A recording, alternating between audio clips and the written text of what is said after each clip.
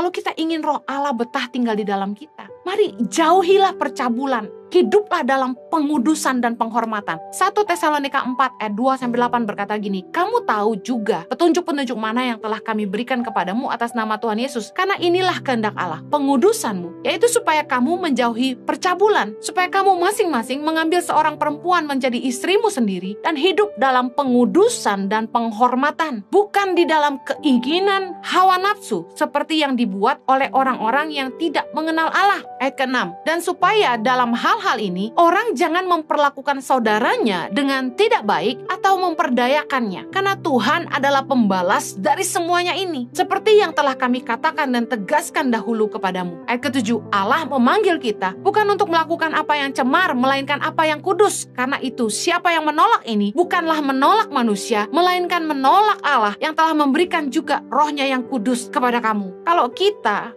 nggak jaga hidup kita kudus, kita melakukan apa yang najis, kita nggak jaga pernikahan kita dalam kekudusan, kita nggak jaga tubuh kita hidup dalam kekudusan, dan kita berbuat jahat kepada orang, kita sedang mencemarkan bait Allah. Ingat, dikatakan siapa yang menolak ini bukan menolak manusia, melainkan menolak Allah yang telah memberikan rohnya yang kudus kepada kamu. Roh Kudus adalah harta yang sangat berharga yang dipercayakan Tuhan di dalam hidup kita. Harusnya kita jaga hidup kita kudus. Harusnya kita menghargai kehadiran roh. Bukannya malah kita gak hidup dalam kekudusan. Karena dengan begitu, secara sengaja kita telah membuat rohnya tidak betah tinggal di dalam kita. Kalau ada orang yang mengundang Anda tinggal di rumah, tapi ketika Anda datang, kamarnya berbau dan kotor, kamar mandinya kotor sekali, menjijikan. Apa yang Anda rasakan? Anda pasti tidak betah, bukan? Satu kali saya pelayanan ke sebuah kota. Gereja ini memberikan kami hotel yang ternyata milik dari gembalanya. Kami tiba malam dan ketika kami masuk ke kamar hotel itu, semut banyak sekali jalan di muka pintu.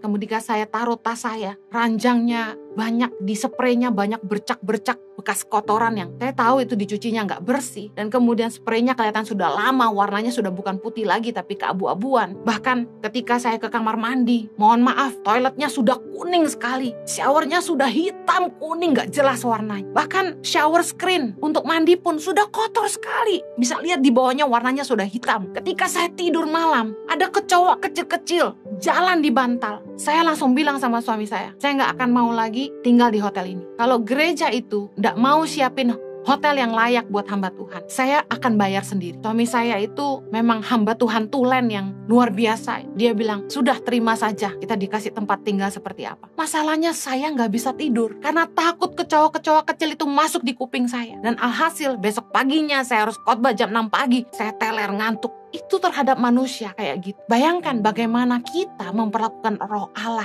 di dalam hidup kita. Seringkali kita tidak jaga hati kita. Seringkali kita simpan kemarahan, kecewaan, kepahitan. Dan kita tidak jaga hidup kita kudus. Kita masih suka perkara-perkara yang najis dan kotor. Kita tidak jaga kekudusan dalam pacaran. Tidak jaga kekudusan dalam pernikahan. Padahal kita ini dipanggil untuk melakukan apa yang kudus, bukan apa yang cemar. Itu yang dimaksud firman Tuhan. Kita bukannya menolak manusia, tapi kita menolak Allah.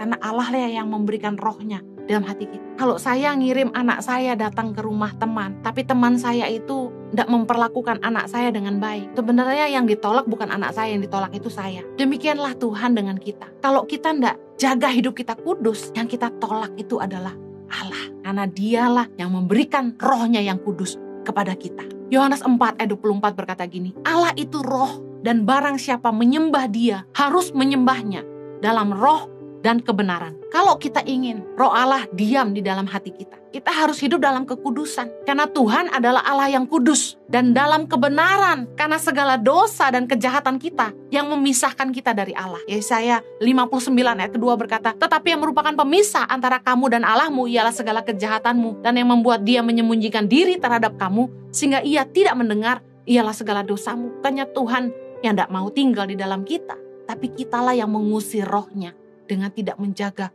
hidup kita dalam kekudusan. Tahukah Anda bahwa kita butuh roh Allah? Kita butuh roh kudus dalam hidup kita. Kenapa? Karena roh Allah adalah kekuatan yang menginsyafkan manusia akan dosa. Kalau kita tidak punya roh Allah dalam hati kita, apalagi yang bisa membawa kita kembali kepada Allah? Roh Allah lah yang menginsafkan dunia akan dosa. Yohanes 16 ayat 7-11. Namun benar yang kukatakan ini kepadamu adalah lebih berguna bagi kamu jika aku pergi. Sebab jikalau aku tidak pergi, penghibur itu tidak akan datang kepadamu. Tetapi jikalau aku pergi, aku akan mengutus dia kepadamu. Dan kalau ia datang, ia akan menginsyafkan dunia akan dosa, kebenaran, dan penghakiman. Akan dosa karena mereka tetap tidak percaya kepadaku. Akan kebenaran karena aku pergi kepada Bapa dan kamu tidak melihat aku lagi. Akan penghakiman karena penguasa dunia ini telah dihukum. Tuhan menaruh rohnya dalam hati kita untuk mengajar kita, untuk menghibur kita, dan untuk menginsyafkan kita akan dosa. Untuk supaya kita mengerti kehendaknya dalam hidup kita. Anda dan saya tidak mau kehilangan rohnya. Karena itu jagalah hidup kita tetap kudus. Jagalah hati kita tetap bersih.